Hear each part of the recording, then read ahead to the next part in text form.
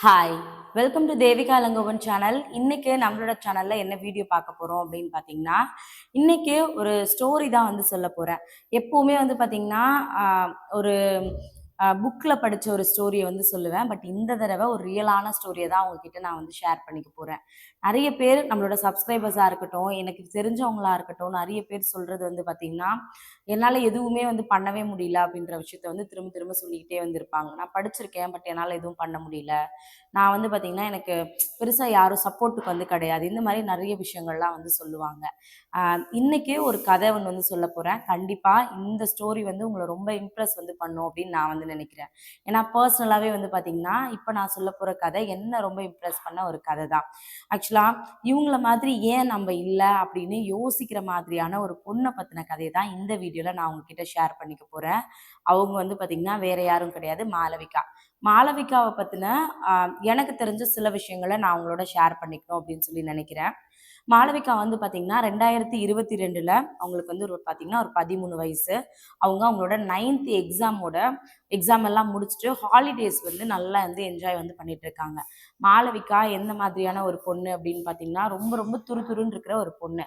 But அப்போ அவங்களுக்கு எஜுகேஷன்ல பெரிய இன்ட்ரெஸ்ட் இருந்துச்சான்னு கேட்டிங்கன்னா, எஜுகேஷனை தாண்டி அவங்களுக்கு வந்து டான்ஸில், பாட்டில் இந்த மாதிரி நிறைய இன்ட்ரெஸ்ட் வந்து இருந்துச்சு. எக்ஸ்ட்ரா கரிக்குலர் ஆக்டிவிட்டீஸ்லாம் அவங்க நிறைய இன்ட்ரெஸ்டடாக வந்து இருந்திருக்காங்க.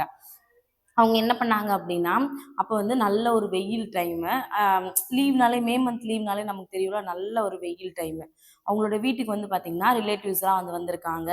அவங்க அம்மா வந்து பார்த்தீங்கன்னா, வீட்ல ஏதோ சமையல் வேலை பண்ணிட்டு இருக்காங்க. அவங்க அக்கா வந்து பாட்டில்ல தண்ணி எல்லாம் புடிச்சு ஃபில் பண்ணி வச்சுட்டு இருக்காங்க. ரிலேட்டிவ்ஸ் எல்லாருமே வந்து பார்த்தீங்கன்னா, ஒண்ணா உட்காந்து பேசிட்டு இருக்காங்க. மாளவிகா என்ன பண்றாங்க அப்படின்னா, அவங்க ஃப்ரெண்ட்ஸோட வந்து விளையாடிட்டு இருக்காங்க.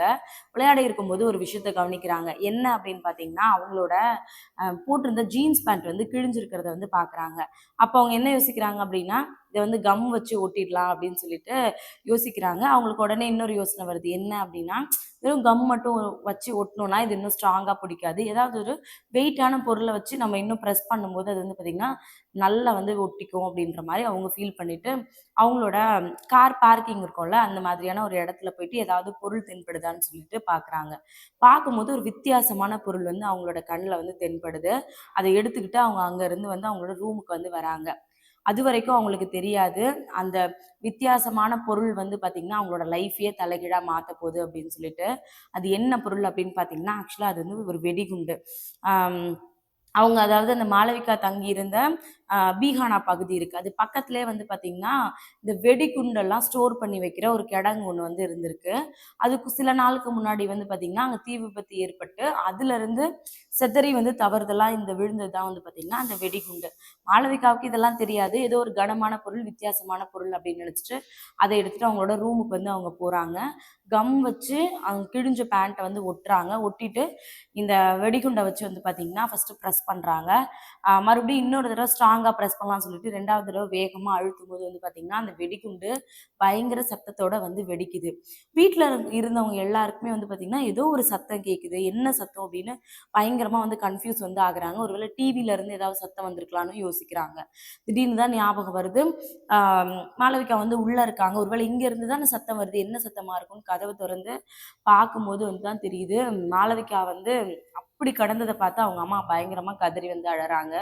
மாளவிகா வந்து பார்த்தீங்கன்னா, தன்னோட கை 2த்தையும் இழந்து ரத்த வெள்ளத்துல வந்து இருக்காங்க.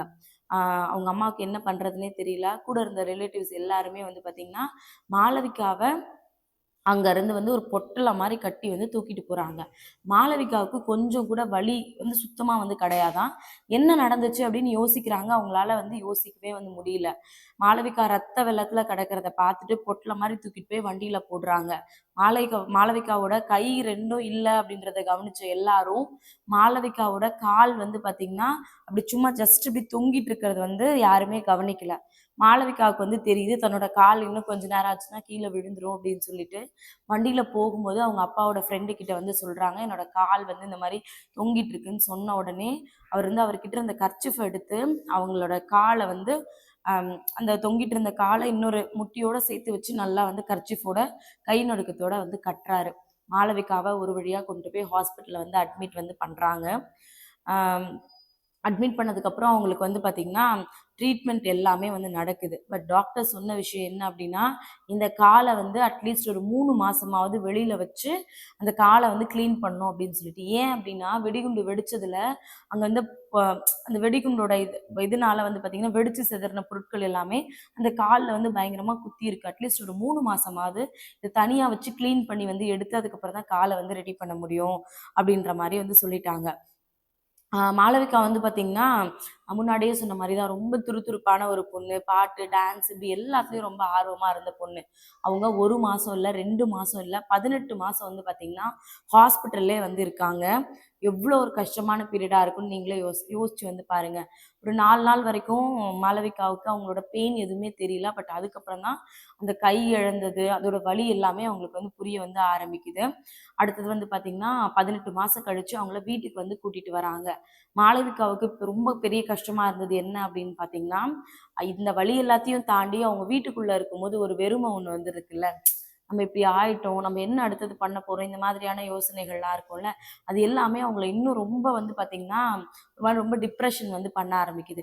அப்போ மாளவிகா என்ன யோசிக்க ஆரம்பிக்கிறாங்க அப்படின்னா, அவங்களோட ஃப்ரெண்ட்ஸ் எல்லாருமே எக்ஸாம்க்காக வந்து ரெடி ஆகுறாங்க. 10த் எக்ஸாம்க்காக வந்து ப்ரிப்பேர் வந்து பண்றாங்க. அப்போ மாளவிகா யோசிக்கிற விஷயம் என்ன அப்படின்னா, ஆனா எக்ஸாமுக்கு ஒரு 3 மாசம் டைம் வந்து இருக்கு. நானுமே 10த் எக்ஸாம் வந்து நல்லபடியா எழுதணும் அப்படின்னு சொல்லி யோசிக்கிறாங்க. அப்போ அவங்க அம்மா என்ன பண்றாங்க, ஏன்னா அவங்களால ஸ்கூலுக்கு போய் இனிமே படிக்கவோ, எக்ஸாம் எழுதவோ வந்து முடியாதுல்ல. அதனால பக்கத்துல இருக்கிற ஒரு பிரைவேட் இன்ஸ்டிடியூட்ல வந்து பார்த்தீங்கன்னா, இவங்கள வந்து சேர்த்துக்க முடியுமான்னு சொல்லிட்டு அவங்க அம்மா போய் விசாரிக்கிறாங்க. அவங்களுமே இவங்கள கூட்டிட்டு வர சொல்றாங்க.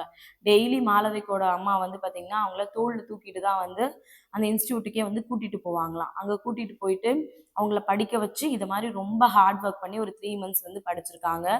படிச்சதோட பலனா வந்து பார்த்தீங்கன்னா, மாளவிகா 500க்கு 483 மார்க் வந்து எடுத்திருக்காங்க. மேத்ஸ்லயும், சயின்ஸ்லயும் வந்து பார்த்தீங்கன்னா, 100க்கு 100 மார்க் வந்து எடுத்திருக்காங்க.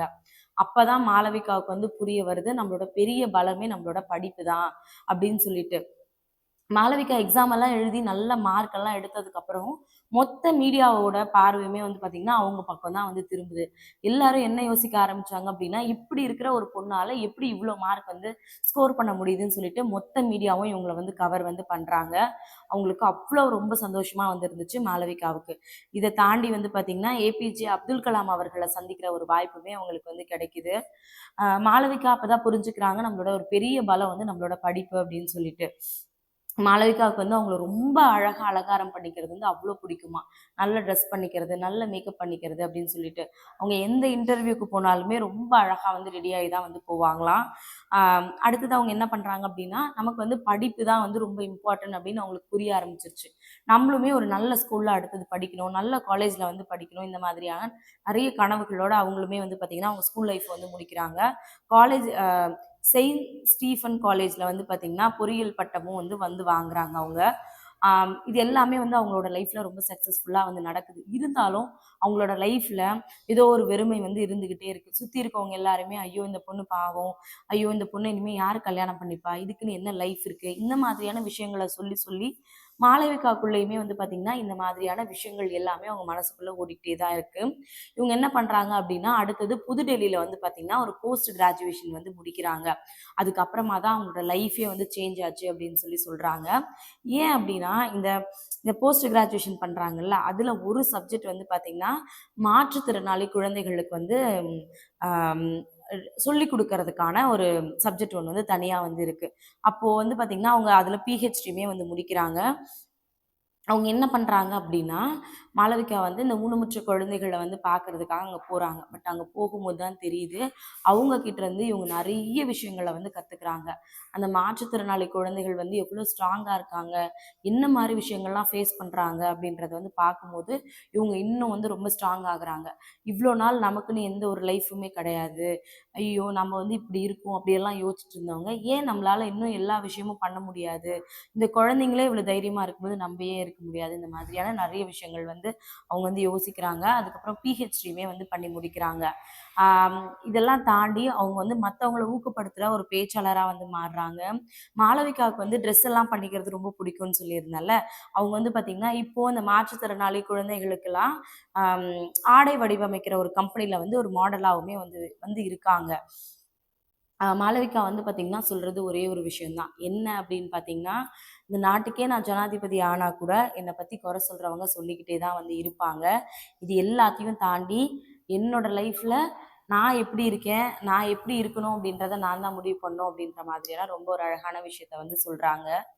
நம்ம எல்லா சின்ன விஷயத்துக்கும் ரொம்ப உடைஞ்சு போறோம்.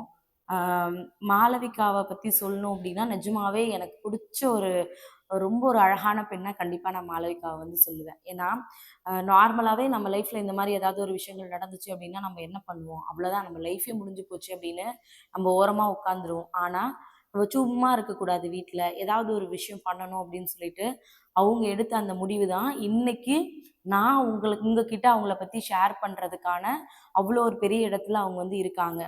இது எல்லாமே கேட்கறதுக்கு வந்து பார்த்தீங்கன்னா, ஒரு கதையா இருந்தாலும், பட் அவங்க ஒரு ஒரு விஷயத்தையும் அவங்களோட லைஃப்ல எவ்வளோ ஸ்ட்ரகிள்ஸ வந்து ஃபேஸ் பண்ணியிருப்பாங்க.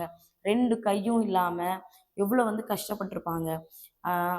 அவங்க பட்ட கஷ்டத்த விடலாம் நீங்க உங்களோட லைஃப்ல கஷ்டப்பட்டுருப்பீங்களான்னு கேட்டிங்கன்னா, இந்த வீடியோ பார்க்குறவங்க கண்டிப்பா வந்து இல்ல அப்படிதான் நான் வந்து சொல்லுவேன். அது உங்களுக்கு தான் தெரியும். நீங்க எந்த மாதிரியான ப்ராப்ளம் எல்லாமே ஃபேஸ் பண்றீங்க அப்படின்றது. நான் எதுக்காக இந்த கதைய உங்ககிட்ட சொன்னேன் அப்படின்னா, மாளவிகா அன்னைக்கு அவங்களால முடியும் அப்படின்னு நினைச்சதுனால தான் வந்து பார்த்தீங்கன்னா, மாளவிகா இவ்ளோ விஷயங்கள் வந்து பண்ணியிருக்காங்க. உங்களோட லைஃப்ல நிறைய பேர் என்கிட்ட சொல்றது, "அக்கா என்னால எதுவுமே பண்ண முடியல. நான் வீட்லயே இருக்கேன்." அப்படின்னு சொல்லிக்கிட்டே இருக்கீங்க. யோசிங்க என்ன விஷயம் பண்ணலாம்? அடுத்தது என்ன பண்ணலாம் அப்படின்னு நம்ம யோசிக்க ஆரம்பிச்சோம்னா, கண்டிப்பா எந்த ஒரு கேள்விக்குமே பதில்ன்றது வந்து கண்டிப்பா வந்து இருக்கு.